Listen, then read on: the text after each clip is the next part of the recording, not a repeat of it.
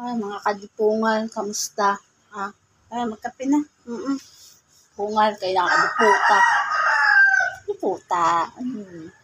Then, naalala ko lang ba ang aking pinag-aralan, estudyante, puta. Yung naging trabaho ko dati, oo. Hindi po itong friendship na afam. Pag una pa lang pag-chat at ako nag-usap dito, di puta. Yung, alam mo ba, ba't sa dati naming company, ito puta, magkakanda sakit ang mga ulo ninyo, kakaisip dahil sa company niyo.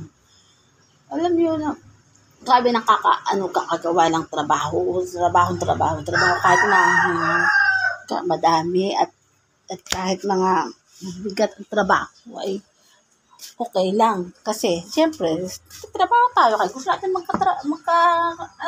sahod. Diba? Aba,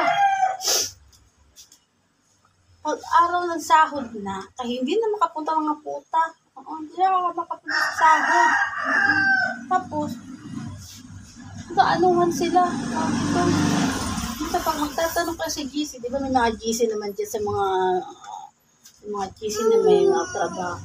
Ay, good morning na talaga ang aking, teka lang, chismis na ako guys kay kita pa Simon.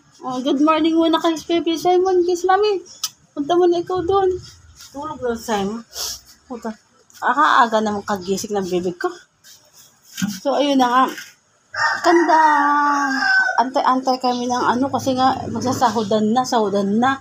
Eh, syempre, nag-aantay din kami ng mga at syempre, pagkain, di ba? Nangungutang din sa tindahan. Tapos, nangungutang din sa pambayad sa bahay. O, di ba? Nangatiputang, hindi sila marunong makaintindi. Ewan ko ba, bakit halos lahat ng mga agency, ganyan mga kadipungal. Siyempre, ang dahilan naman ng agency, ay kasi ganito, ganyan. Ay, sira lang yung sahod, yung mga kinita. Ay, hindi, sarado yung bangko, nagka-problema. Mga diputa, lahat na lang ang ginawang problema. Eh, paano naman ng mga taong nagtatrabaho, di ba? Puta na yan. Ang gusto nila, yung lahat ng yung lahat ng company, nagkanda pagod sa kakaan, di ba? Ay nako, din pungal. Kanda dati.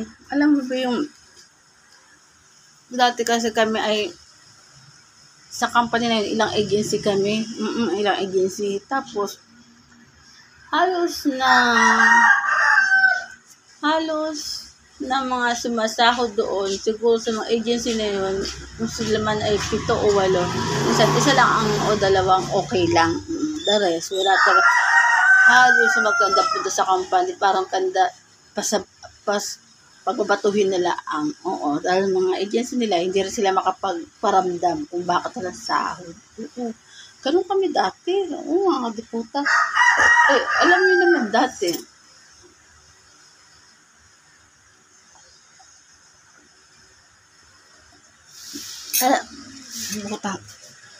tupi pa ako. Yun nga. So, naging problema namin kasi dati talaga yun. Kaya, siyempre, sahuran mo naman, diba? Sahuran yun Kaya kailangan talaga ng pera na yun. Kanda hirap-hirap na nga sa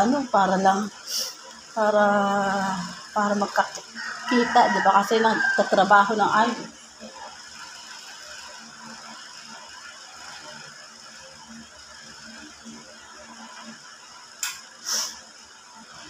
diba? Sa mga ginagawa natin sa company, ayos lahat. Naayos naman. Ang problema kasi, ang agency nga, hindi rin nila maintindihan paano may pakasahod. Kahit maganda mura-mura na ang mga electronics, mga mag-aaral. Sakit kasi ako, diba? doon sa mga katrabaho ba, sa mga trabaho. So, kaya nga nagtatrabaho para lang matuto lahat ang sahod. Kaso nga, hindi nga nabibigay agad. Siguro, gawa nga ng mga may-ari ng mga agency. Kaya rin hindi makanda uga ang mga taga-HR. Hello. Kaya ngayon, ang mga kaano ngayon, ay, hirap talaga. Alam ka, ayun ang araw-araw na naging naging sakit. Kanda. Halos hindi ko na makalala lahat ang nangyari. Pati sumabog talaga ang ulo ko dati. Sumabog. Sabi yung problema. Sa bahay din, ako rin magagawa ng mga dapat gawin. Pagkain, pagbayad ng bahay, liputa. Diba? Kaya ngayon, Lord, ano na lang siguro ako ni Lord na nagkasakit man ako, pero nabuhay pa ako. Buhay pa rin. Kaya lang, hindi na ako makapagtrabaho kayo. Hindi pa kaya kayo. Hindi ko na talaga maintindihan kung paano magtatrabaho.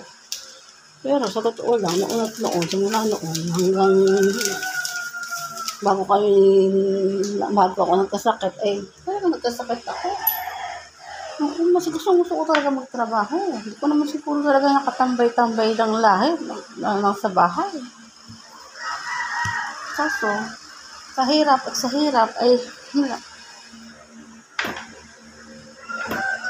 dapat sa totoo lang ba, ewan ba naman, at bakit ba sa lahat naman ng trabaho, itong gusto ko man sabihin sa inyo, ito, huling trabaho ko, hindi ko na masabi kay mamaya ko. Lagyan ako ng tawag doon. Sugurin ako ng agency. Oo nga, depota. Alam nyo naman. Pero noon pa, at kinachat sa mga Facebook. Halos mura-murahin talaga sila halos murahin talaga sila sa Facebook. Kaya wala, ganun talaga. Kaya yun. Ako man, kung gusto ko man magkatrabaho, di rin ako magkatrabaho. Kaya hindi pa ako okay. May sakit pa rin ako. Hindi ko lang masabi sa mga kapatid ko. Nainom naman ako ng gamot.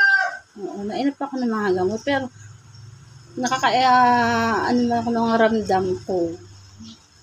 Pero hindi ako nagsasabi sa mga kapatid ko. Kasi, baka lalo ako ma-high blood. Kaya, tatahimik na lang ako. Pero yung isa kong kapatid naman, siya magbibigay ng mga gamot-gamot ko. Siya sa akin. Pero malayo siya sa akin. Kaya nagbibigay lang siya na pambili ng gamot. Kaso sa ibang kasama ko mga dipota. Yun. Mga high blood. High blood lang ako. Pag ako nakapag-kismis sa kanila, dipota. Ulat sa pool hanggang ngayon. Ako pa rin high blood. Wala ako pa rin mag-problema sa kanila. Dipota. Ako na Jay. Basta ba na sila ang problema hanggang sa kanda.